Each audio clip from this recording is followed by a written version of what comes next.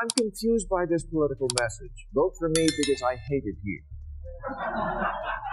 Now, does America have big problems? Yes, I've often cited the America sucks list. I don't get it. You want so badly for every immigrant to come to this country and experience the good life, but somehow it's so terrible you want to leave? 59% of self-identified liberals say there have been times when they considered leaving America for good. Maybe the problem isn't that America isn't worth defending. Maybe the problem is that lots of people today are entitled whiners who have no perspective and no idea how good they have it. Maher is blasting his own party, the Democrats, for turning against America, and the gloves are off. The comedian has made it his mission to call out some of his party's worst instincts, and chief among them is this growing hostility toward American patriotism. So, what exactly sparked Maher's blistering tirade, and what did he say about his own side? Hit subscribe, and let's dive into it. Election year, Democrats seem to remember patriotism for about an hour at their convention when they're trying to win back swing voters. The whole message of Kamala's speech in 2024 was take back the flag. That's why she talked about America like a pageant contestant. The greatest privilege on earth. The privilege and pride of being an American. Hard to believe she lost, huh? Well, you can't take back the flag in an hour if the rest of the time you treat patriotism as something vaguely embarrassing. It shouldn't be, even though we are far from... Maher's right. How many times have we watched prominent Democrats and progressive figures speak about America in a way that sounds more critical than appreciative? From AOC to Chuck Schumer, the pattern is impossible to ignore. It's a constant parade of reminders about how every other place on Earth supposedly does it better, while America gets painted as the villain of the story. Foreign policy, culture, and history, nothing is safe from the relentless criticism, while actual praise for the country is treated almost like a taboo. The only time these same politicians suddenly remember they love America is during campaign season. Out come the flags, the patriotic speeches, and the talk of American exceptionalism and opportunity. They'll stand in front of a sea of red, white, and blue and tell voters how proud they are to be American. But the moment the votes are counted and they're safely back in office, the flags come down, the rhetoric shifts, and it's right back to bashing the very nation that just elected them. 1976, when I was wearing that t-shirt with my nut hugger shorts. America wasn't exactly crushing it then either. Inflation was around 6%. Mortgage rates were almost 9%. There was actually a thing called the misery index. The average person earned far less than they do today. They had a smaller house and watched a tiny TV that had 3 channels, mostly I Love Lucy reruns. The closest thing we had to euphoria was Three's Company. The Democrats love to romanticize the past, especially the 70s and 80s, painting those decades as some kind of golden age full of rainbows and sunshine. But Maher says that nostalgia is pure fiction. America wasn't actually better off back then than it is today, and he's not afraid to say so.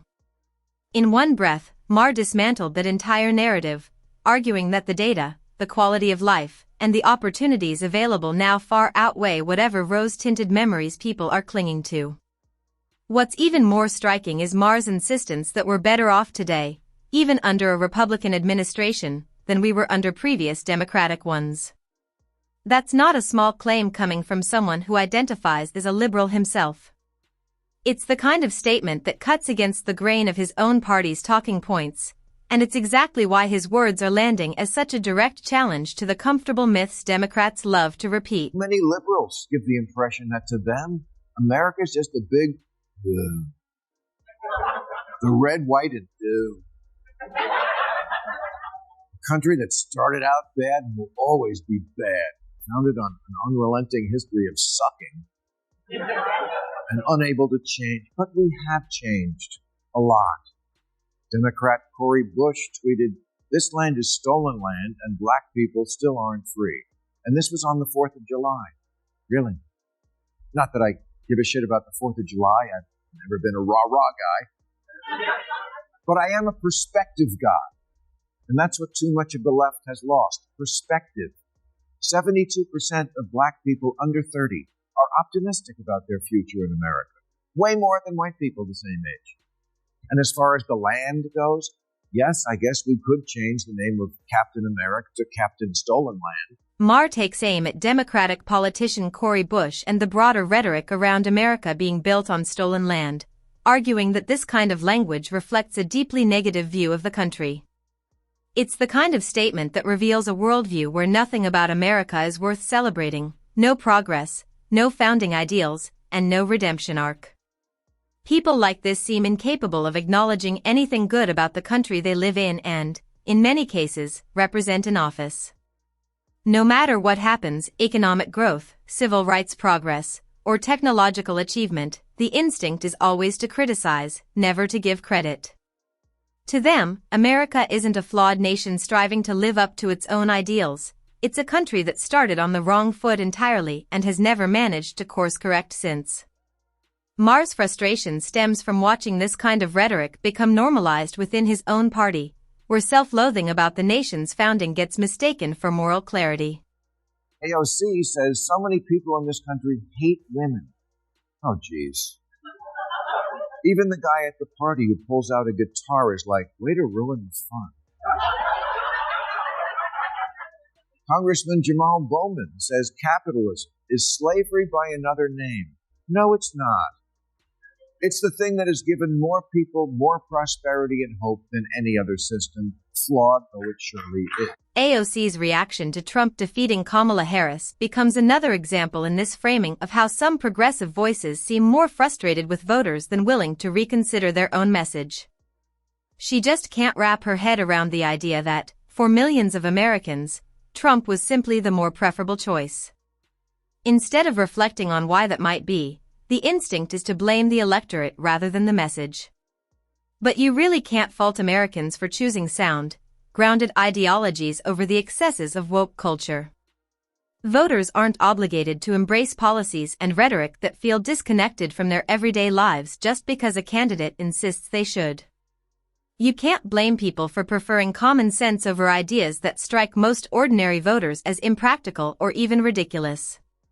That's not a flaw in the electorate. It's voters doing exactly what they're supposed to do, choosing what actually makes sense for them. Again, something like the free market is kind of synonymous with America.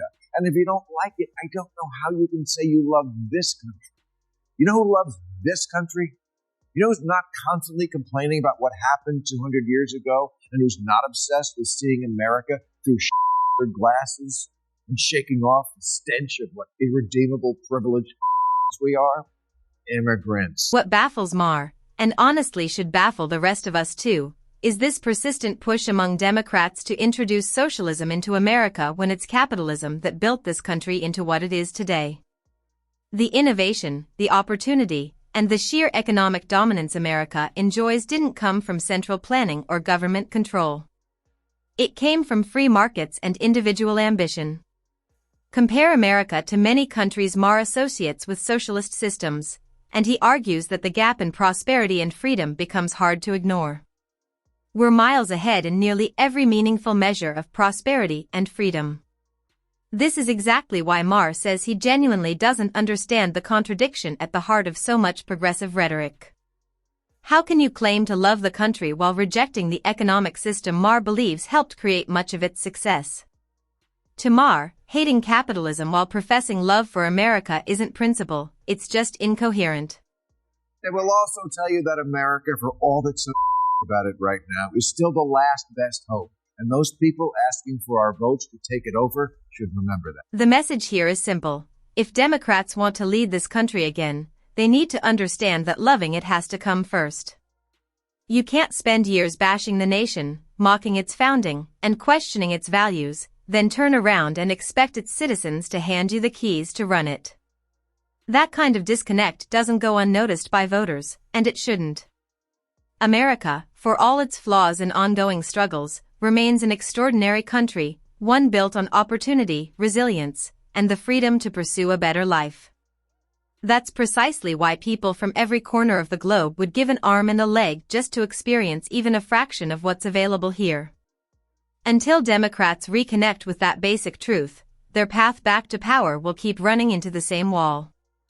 You simply cannot ask people to trust you with a country you've spent so long tearing down. To run for office in America, you have to want to live here. I bring this up because there was a video that made the rounds recently by a woman who said she was a proud progressive and was running for state representative in New Hampshire, and yet posted this.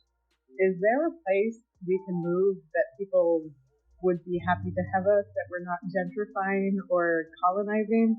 I don't want to be a problem, but I need to get the out of this country. This country. The one you want to be elected to a leadership position in? What was your campaign slogan? America, a shining on the hill? Maher reminds Democrats that if they're going to run for office in this country, the bare minimum is actually wanting to live in it. Over the years, plenty of people, especially on the liberal side, have loudly declared they'd pack up and leave America the moment things didn't go their way politically, treating the country like a burden rather than a privilege. But here's the irony Maher zeroes in on. Some of these very same people are out there campaigning for office, asking voters to trust them with positions of power in a country they've openly claimed they're desperate to escape. How does that logic hold together?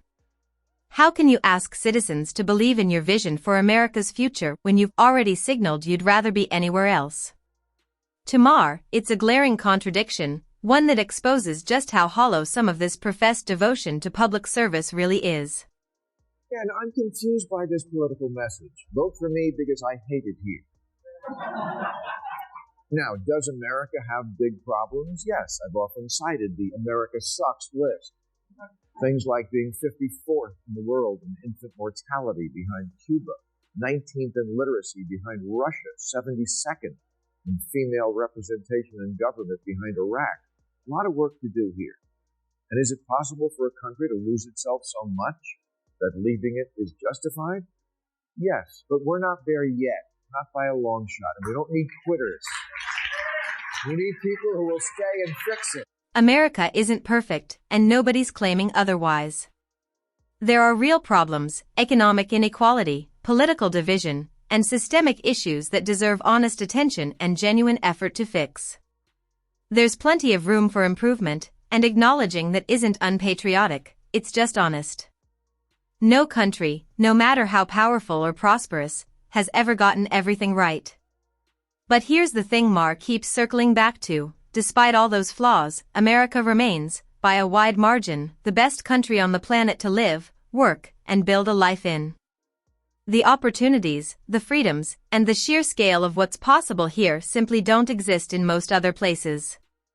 That reality stands in sharp contrast to the relentlessly bleak portrait Democrats often paint, one where America is framed as fundamentally broken, oppressive, and irredeemable. The truth, as Maher sees it, is far more complicated and far more generous to the country than that narrative allows.